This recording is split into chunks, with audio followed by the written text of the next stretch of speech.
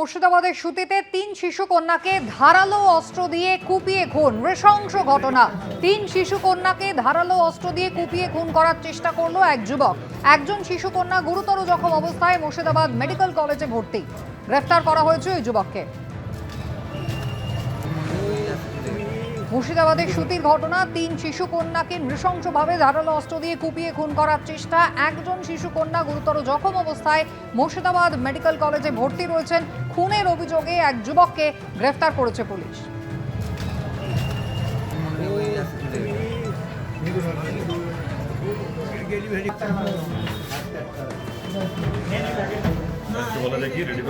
রাজীব চৌধুরী আমাদের প্রতিনিধি রয়েছেন টেলিফোন লাইনে। রাজীব, কি ঘটেছে?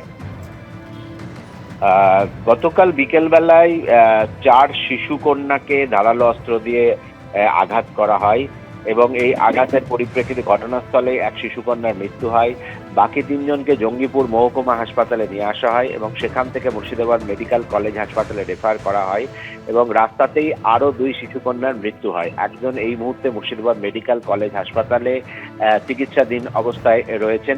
তারও অবস্থা আশঙ্কাজনক বলে আমরা মেডিকেল কলেজ সূত্রে জানতে পারছি এবং এই যেটা জানা যাচ্ছে অভিযুক্ত তাদের নিকট আত্মীয় এবং এই 4 জন যে শিশু কন্যা তাদের মধ্যে 3 জন শিশু কন্যাই হচ্ছে তার নিকট আত্মীয়। কেন এই ধরনের ঘটনা ওই যুবক করেছেন সেটা পুলিশ এখন খতিয়ে দেখছে। ঘটনার পর ওই যুবককে পুলিশ গ্রেফতার করেছে। আজকে তাকে হেফাজতে নিয়ে জানার চেষ্টা করবে কেন এই ধরনের ঘটনা ঘটেছে। তবে প্রাথমিকভাবে পুলিশের অনুমান ওই অভিযুক্ত যুবক তিনি নেশাগ্রস্ত অবস্থায় ছিলেন এবং নেশাগ্রস্ত অবস্থায় ছিলেন এবং যে ধারালো অস্ত্র সহ ওই অভিযুক্ত যুবক কিন্তু এই মুহূর্তে গ্রেপ্তার হয়ে রয়েছেন এবং এই গোটা ঘটনা কি কারণে ঘটলো তাদের পরিবারের লোকের কাছেও এখনো স্পষ্ট নয়। তবে এটা কোনো পুরনো শত্রুতার জের না আকস্মিক কোনো ঘটনা সেটাই এখন এই মুহূর্তে পুলিশ খতিয়ে দেখছে। কুসুমিতা। রাজীব, ধন্যবাদ।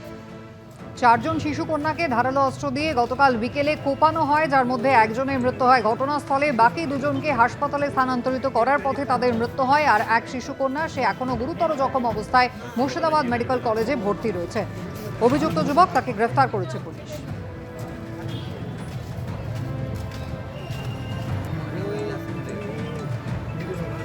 মাইকে ঘোষণা করে পলাতক পাথর ব্যবসায়ী টুলু মণ্ডলের শিউরির বাড়িতে নোটিশ দিল পুলিশ। আগামী 14 সেপ্টেম্বরের মধ্যে তাকে আদালতে হাজির হতে বলা হয়েছে নোটিশে। গ্রেফতারি পরোয়ানা জারি হওয়ার পরেও তাকে খুঁজে পাওয়া যাচ্ছে না, যেহেতু তিনি নিজে লুকিয়ে আছেন, যাতে করে গ্রেফতারি পরোয়ানা কার্যকর না হয়। সুতরাং মাননীয় এসিজিএম শিউরি আদালতের দ্বারা তাকে পলাতক হিসেবে চিহ্নিত করা হয়েছে।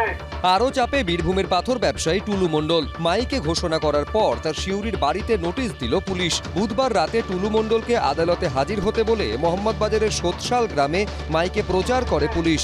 মাননীয় এসিজিএম শিউরি আদালতের নির্দেশ ক্রমে আসামি নাজিমুদ্দিন মণ্ডল ওরফে টুলু মণ্ডল, ওনাকে আগামী 14 সেপ্টেম্বর সকাল 10:30 মধ্যে বা তার আগে মাননীয় এসিজিএম শিউরি আদালতে সশরীরে হাজির হয়ে উপযুক্ত জবাব দাখিল করিতে বলা হচ্ছে।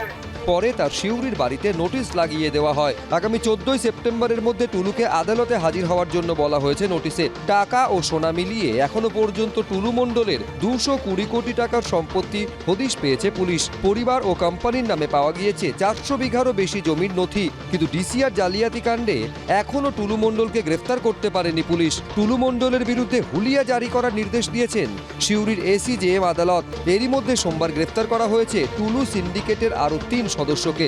ধৃতরা হলেন আমির সোহেল ওরফে রিপন মণ্ডল, শেখ রিয়াজুল ইসলাম ওরফে রাজ ও শেখ নূর আলম।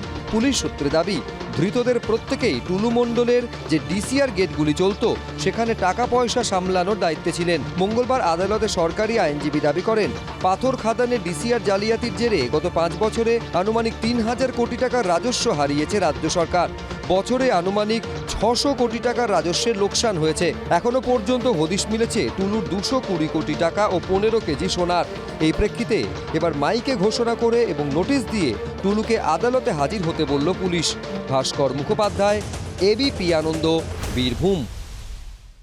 এবিপি আনন্দ, এগিয়ে থাকে, এগিয়ে রাখে।